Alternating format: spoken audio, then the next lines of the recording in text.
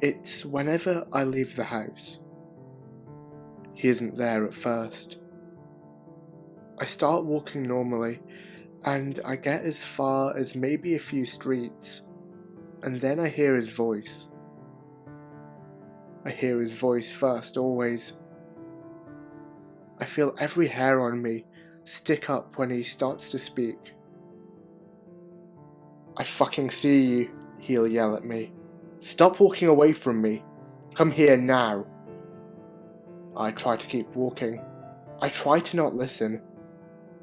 Sometimes I turn around and I see him. He's overweight, blonde hair, always wears a frayed white hoodie and doesn't react when I look at him. His eyes are blinded with fury. He keeps storming ahead, keeps shouting for me to come over. I never stop. I've considered stopping just to see what he would actually do, but I never can. I stop for a second and he'll keep walking. He'll come closer. So I walk again. It's that survival instinct. I don't know him. I've never seen the man before in my life. So I don't ever stop when he's walking after me. I put in my headphones to try and drown him out, but he's still there. No one seems to notice him. No one does anything.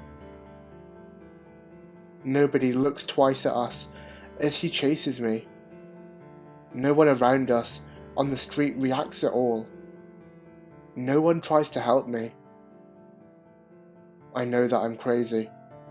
I know I'm the only one who sees him. Sometimes I try to yell back at him to leave me alone. He doesn't. He doesn't ever. When I walk into a shop, he waits outside, presses his face to the window. He doesn't come in after me. And once I get back out, he's back to following me. The other day, I considered telling someone in the shop what he was doing, but I couldn't. I was too scared. I'm scared he's not real, and I'll just look crazy. Once I asked him what he wanted, why he was following me. He just yelled at me that he wanted me to come here. I had to keep walking then. Luckily, when I was home, I was away from him. I decided things would be better if I started driving. He couldn't do this to me when I was driving.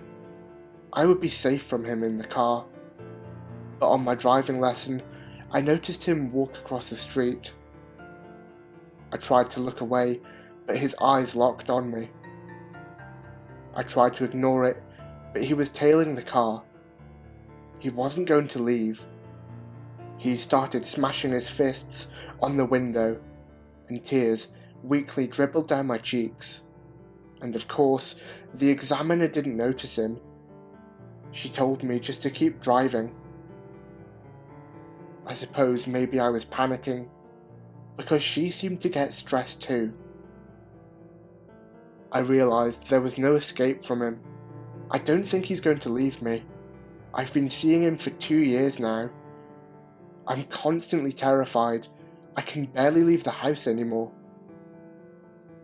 I'm sorry that I'm going to do this. I need to make it stop.